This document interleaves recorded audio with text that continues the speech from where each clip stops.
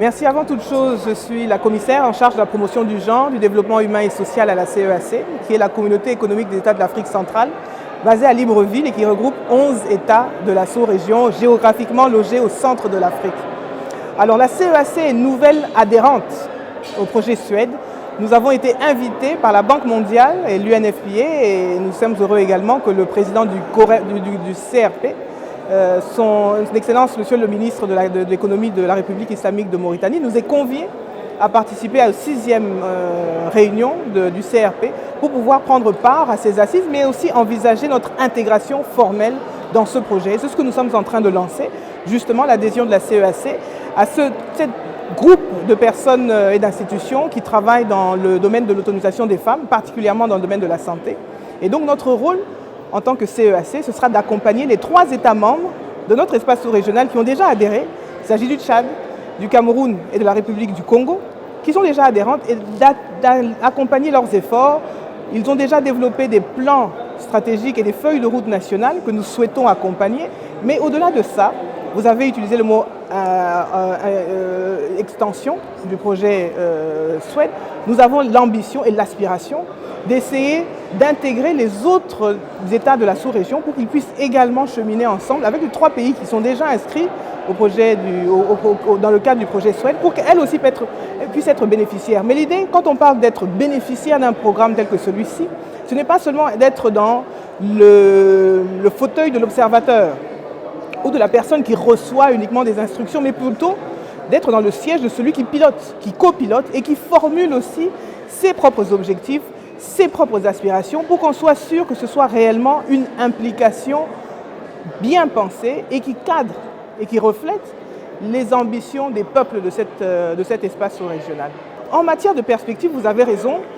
les points que j'ai déjà évoqués constituent un peu le nœud, si vous voulez, de ce que nous avons l'ambition de faire. Mais au-delà de ça, c'est essayer d'identifier quelles sont, dans le cadre du projet, les grandes composantes du projet Suède, quelles sont ces composantes-là, qui sont déjà le reflet de ce que les États membres de la sous-région ont déjà adopté comme étant des aspirations communes. Elles l'ont fait non seulement à travers des décisions auxquelles elles ont souscrit au niveau de l'Union africaine,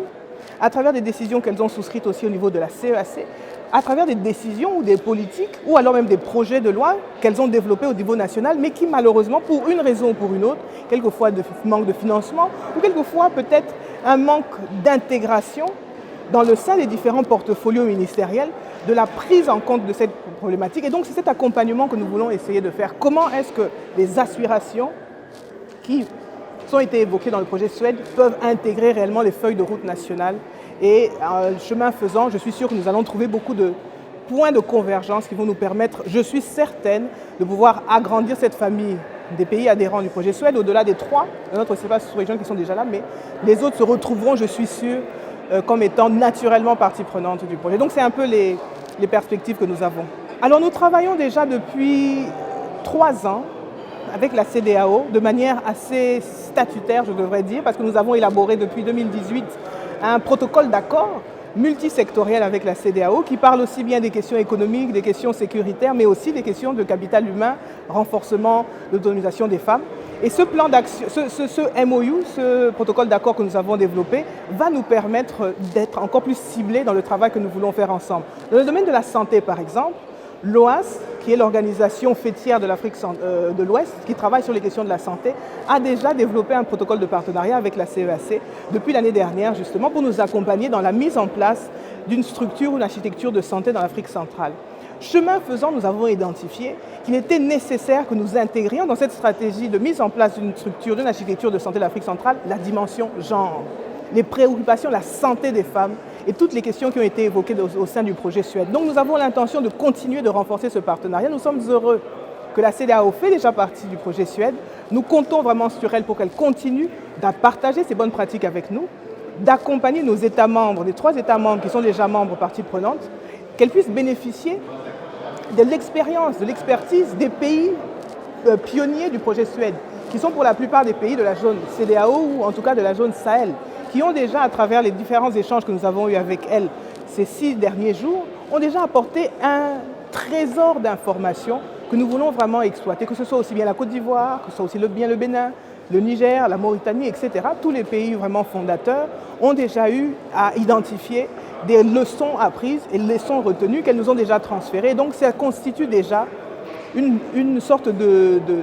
d'ambition commune que nous avons ensemble et qui va davantage cimenter le partenariat et la collaboration qui existent. Et nous sommes très heureux déjà